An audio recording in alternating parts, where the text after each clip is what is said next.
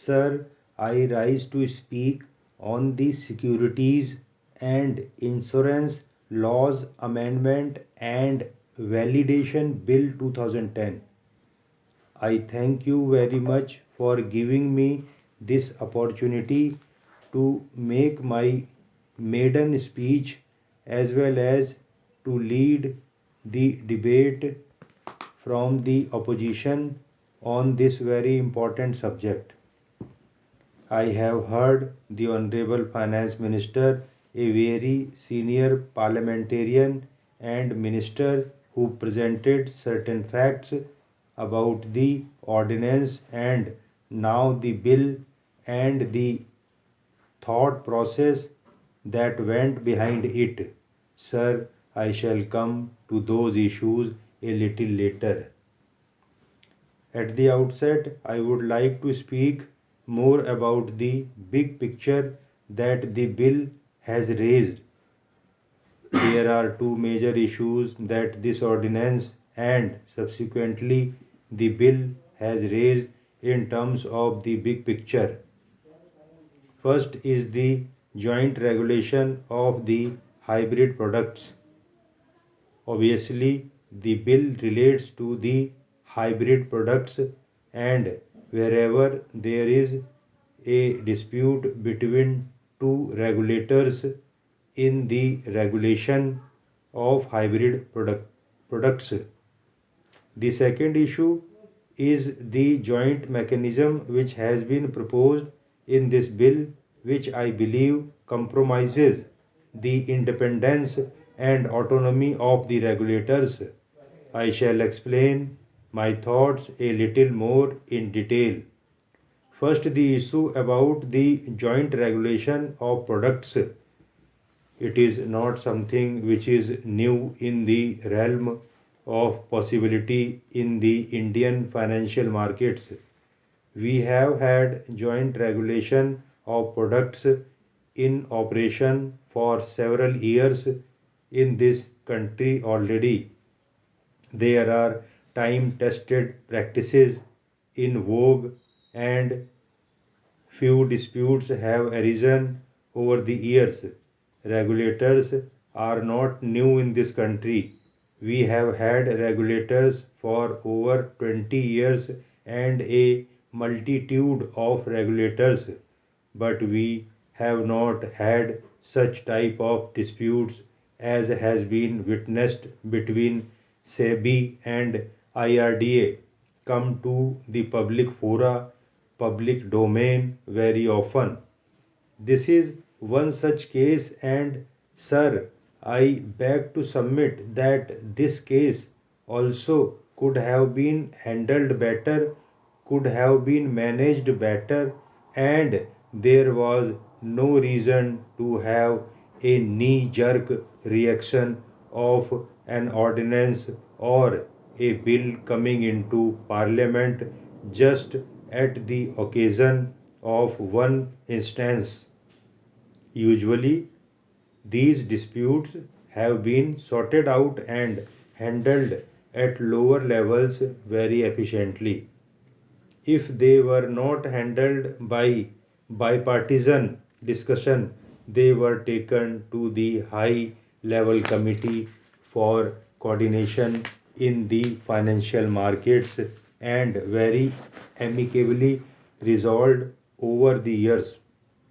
Joint regulation is also not new in the markets. Joint regulation has been happening for currency derivatives for several years now. Both SEBI and RBI have been jointly regulating currency derivatives. In fact, very recently, the Select Committee on Financial Sector Reforms has proposed the establishment of a Financial Stability and Development Council, which could be a quasi judicial body headed by a judge or a legal luminary or a domain expert. Even the Planning Commission has said that it would resolve most of the issues relating to regulatory competition, I believe the government should have introduced this type of a mechanism rather than a joint committee headed by the finance minister in which the powers of delegation are taken away by the political and the executive authority of the government. I think the dispute resolution mechanism should have been better served by such a type of body rather than going in for a bill which has decided at the government level who will regulate in the case of ULIPs and has also decided on taking over so many powers of the regulators. What should be done in respect of hybrid products? Who should regulate? How should ULIPs be treated? Sir, international practices vastly differ in respect of ULIP type products. In UK, they do not have the separate regulators. The Financial Services Authority of UK has a department which regulates all the products. There is a single regulator, but occasions arise where a particular branch, may be the securities board, may be the insurance authority, differs with the FSA. In such cases, the FSA first tries to resolve the dispute internally. It does not go to any outside authority. Like in India, it tries to resolve it internally. If unresolved, the mechanism there is an independent complaints commission. It is not a super regulator. It is not a committee which the government is involved in. It is not a committee headed by bureaucrats and ministers.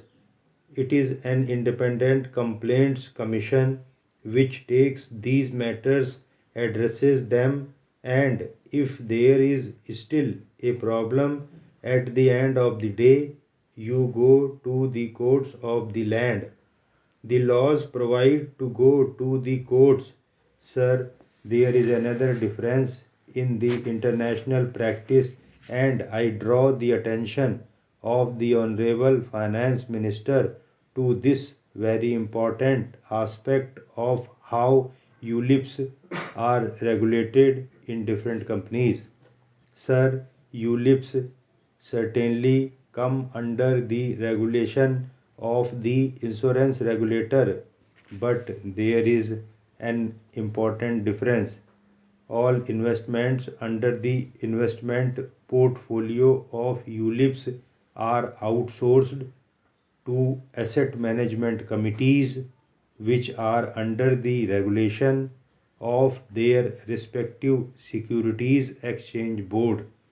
But there are two segments of it.